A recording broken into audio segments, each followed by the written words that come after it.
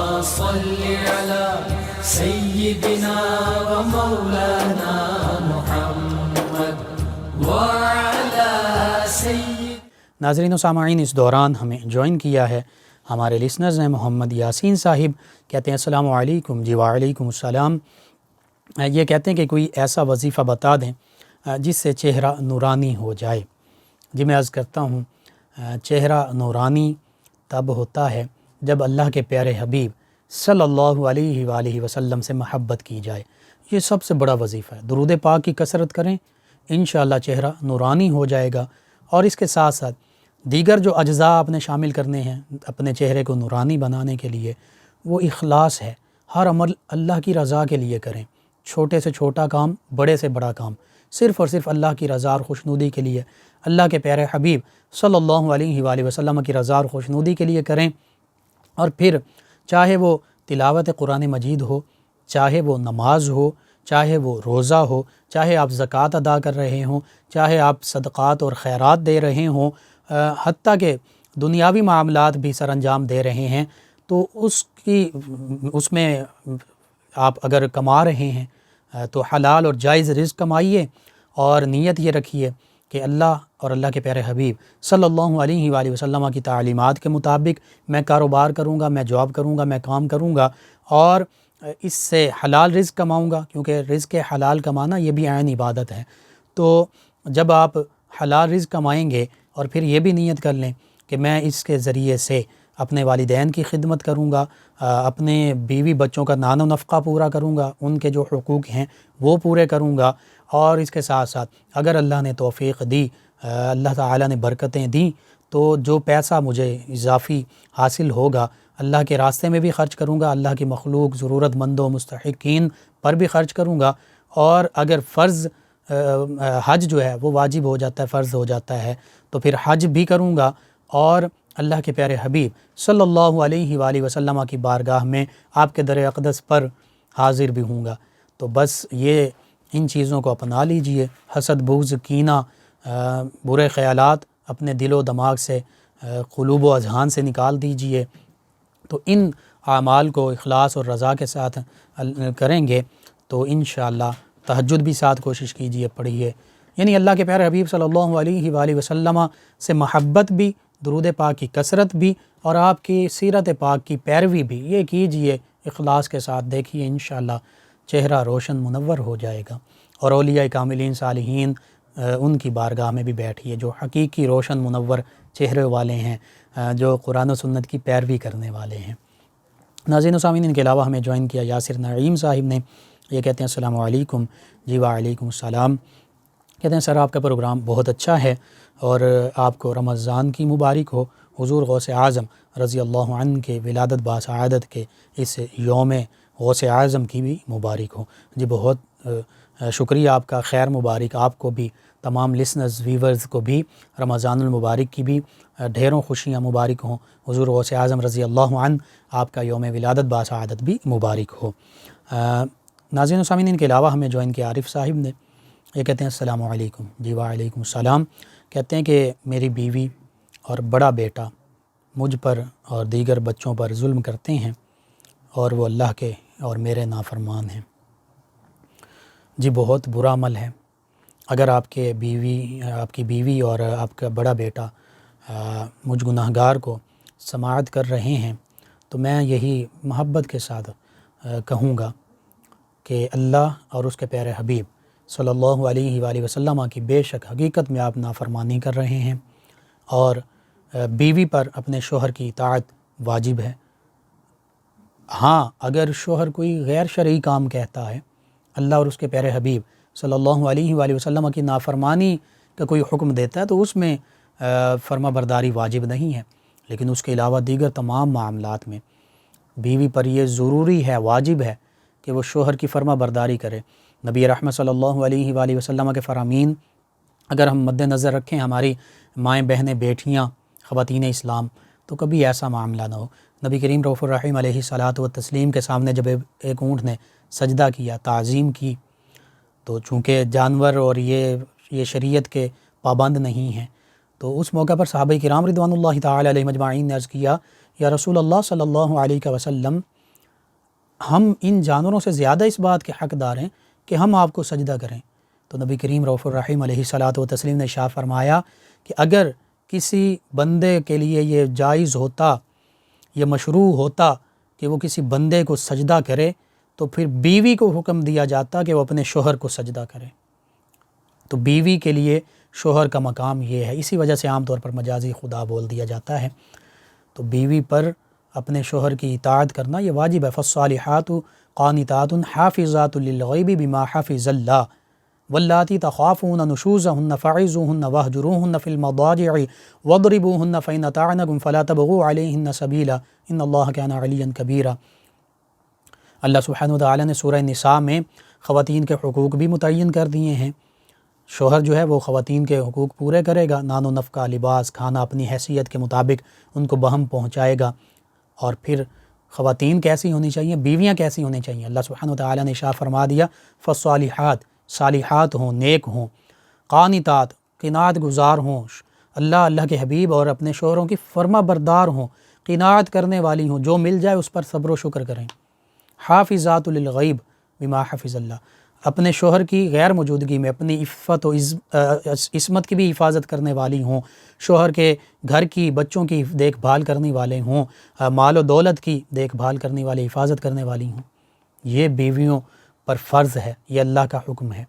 لیکن اگر کوئی بھی بیوی یہ فرض نہیں نبھاتی تو پھر اس دنیا میں بھی اور آخرت میں بھی اللہ سبحانہ وتعالی کے سامنے جواب دہ ہوگی۔ ہاں، اگر آپ کی بیوی کو آپ سے کوئی شکایت ہے اور جائز شکایت ہے تو آپ کو بھی چاہیے آپ اس کو پورا کیجیے، اس شکایت کو ختم کیجیے۔ لیکن اگر بلا وجہ اور شکایت ہونے کے باوجود بھی ایسا معاملہ نہیں ہو سکتا کہ آپ کی بیوی اور آپ کا بڑا بیٹا، یعنی آپ کی بیوی ہی کے کہنے پر، اپنی ماں کے کہنے پر وہ آپ کے ساتھ یہ ظلم کرتا ہے، مار پیٹ کرتا ہے، تو بالکل یہ بہت ہی غضب والا کام ہے، اللہ سبحانہ وتعالی کی ناراضگی اور غضب کا باعث بننے والا کام ہے۔ اپنے والد سے مار پیٹ کرنا یا ظلم کرنا، اللہ سبحانہ وتعالی نے تو فرما دیا تھا، فرمایا ہے قرآن مجید فرقان حمید میں وَلَا تَقُلْ لَهُمَا أُفٍّ وَلَا تَنْهَرْهُمَا وَقُلْ لَهُمَا قَوْلًا كَرِيمًا، کہ اپنے والدین کے ساتھ انہیں تم نے اف تک بھی نہیں کہنا۔ اف یہ چھوٹا سا بظاہر لفظ ہے کہ پریشانی میں یہ تنگ ہو کر بندہ کہہ دے اف، لیکن اللہ فرما رہا یہ بھی نہیں کہنا۔ اور وَلَا تَنْهَرْهُمَا، انہیں جھڑکنا بھی نہیں ہے، جھڑکو بھی مت والدین کو، مارنا یا ظلم کرنا تو دور کی بات۔ اور پھر فرمایا کیسے بات کرنی ہے، وَقُلْ لَهُمَا قَوْلًا كَرِيمًا، بہت نرمی، رحم دلی کے ساتھ، بڑے عاجزی کے ساتھ بات کرنی ہے، اونچی گفتگو بھی نہیں کرنی۔ یہ اللہ سبحانہ وتعالی قرآن مجید فرقان حمید میں اولاد کو فرما رہا ہے کہ اپنے والدین کے ساتھ، ماں کے ساتھ، باپ کے ساتھ اس طرح تم نے رویہ اختیار کرنا ہے۔ اور بیوی کے لیے بھی جو اللہ سبحانہ وتعالی نے فرما دیا کہ اس کے فرائض کیا ہیں، شوہر کے حقوق کیا ہیں۔ تو اگر بیوی اور بیٹا آپ کا یہ واقعتاً ظلم کر رہے ہیں تو یہ بہت ہی برا عمل ہے، اللہ کے غضب کو دعوت دینا ہے، اس سے بچ جائیں۔ اگر کوئی شکایت بھی ہے تو اس کو اچھے طریقے سے بات کے ساتھ گفتگو کر کے سلجھایا جا سکتا ہے۔ تو اللہ سبحانہ وتعالی سے دعا ہے کہ اللہ تعالی ہمیں سب کو، اگر شوہر ہیں تو بحیثیت شوہر، بیٹے ہیں بحیثیت بیٹا، بیوی ہیں بحیثیت بیوی، اپنے فرائض ادا کرنے کی توفیق عطا فرمائے، آمین۔ منشا صاحب ہیں، انہوں نے ہمیں، منشا طاہر صاحب، انہوں نے ہمیں جوائن کیا، یہ کہتے ہیں السلام علیکم۔ جی وعلیکم السلام، کہتے ہیں آپ کا پروگرام بہت اچھا ہے، جی شکریہ آپ کا۔ کہتے ہیں کہ ہم آپ کا پروگرام بہت شوق سے سنتے ہیں۔ آپ کا، منشا صاحب اور تمام ویورز لسنرز کا بہت شکریہ کہ آپ ہمارے پروگرام کو پسندیدگی سے نوازتے ہیں، سماعت کرتے ہیں۔ جنید صاحب نے ہمیں جوائن کیا، یہ کہتے ہیں السلام علیکم۔ جی وعلیکم السلام، کہتے ہیں کیا مرد گھر میں نماز پڑھ سکتا ہے؟ جی بلا شرعی مجبوری کے، بلا شرعی عذر کے مرد گھر پر نماز نہیں پڑھ سکتا۔ مرد کے لیے فرائض جو ہیں، فرض جو رکعات ہیں ہر نماز کی، وہ مسجد میں باجماعت پڑھنا یہ واجب ہے، اور گھر میں پڑھنا ایک درجہ، ایک ثواب، ایک گناہ اور 27 گنا زیادہ باعث اجر و ثواب فضیلت ہے جماعت کے ساتھ فرض نماز پڑھنے کی۔ تو اس لیے مرد کے لیے بغیر کسی شرعی مجبوری کے، بغیر کسی عذر کے گھر پر نماز پڑھنا یہ منع ہے۔ ہاں، آج جو وبا ہے کرونا، اس کے بارے میں مفتیان کرام نے، جید علماء کرام نے متفقہ طور پر یہ فتویٰ دیا ہے، فیصلہ کیا ہے کہ شرعی عذر ہے تو 50 برس سے زیادہ جو مرد حضرات ہیں یا جو چھوٹے بچے ہیں یا جن کو کرونا کہ خدا نخواستہ بیماری کا شکار ہیں یا خدشہ ہے، اس طرح کے علامات سمٹم جو ہیں وہ ظاہر ہو رہی ہیں، تو وہ بامر مجبوری اب وہ معذور ہیں، شرعی عذر ہے، تو اس حوالے سے وہ گھر میں نماز ادا کر سکتے ہیں۔ ان کے علاوہ ہمارے ایک اور لسنر، نام آپ نے نہیں لکھا، کہتے ہیں سر تہجد کی کتنی رکعتیں ادا کی جاتی ہیں؟ نبی رحمت صلی اللہ علیہ وآلہ وسلم 8 رکعت تہجد کی ادا فرمایا کرتے تھے، اور ساتھ 3 وطر، تو اس طرح 11 رکعت تہجد کے وقت، 3 وطر جو واجب ہیں اور 8 رکعت، تو اس میں 2 بھی پڑھ سکتے ہیں، 4 بھی پڑھ سکتے ہیں، 6 بھی، 8 بھی پڑھ سکتے ہیں۔ جو نبی کریم صلی اللہ علیہ وآلہ وسلم کا معمول مبارکہ ہے وہ میں نے آپ کو عرض کر دیا۔ انسا یا انسا صاحبہ ہیں، آنیسا، آپ کہتی ہیں پروگرام آپ کا بہت اچھا ہے، جی شکریہ۔ کہتی ہیں کہ میری بہن کا رشتہ نہیں ہو رہا، کوئی وظیفہ بتا دیں۔ جی میں عرض کرتا ہوں، سورۃ آل عمران آیت مبارکہ 9، ربنا انک جامع الناس لیوم لا ریب فیہ ان اللہ لا یخلف المیعاد، اس کو روزانہ بھی پڑھیں، کثرت سے پڑھیں، جب موقع ملے صبح شام پڑھتے رہا کیجیے، آپ بھی پڑھیں، آپ کی بہن خاص طور پر پڑھیں، اور خصوصاً جمعۃ المبارک کے دن اس کو 313 مرتبہ پڑھیں، اول آخر 11 مرتبہ درود پاک پڑھیں، اللہ سبحانہ و تعالیٰ سے دعا بھی کریں، انشاءاللہ اللہ سبحانہ و تعالیٰ بہتر اسباب پیدا فرما دے گا۔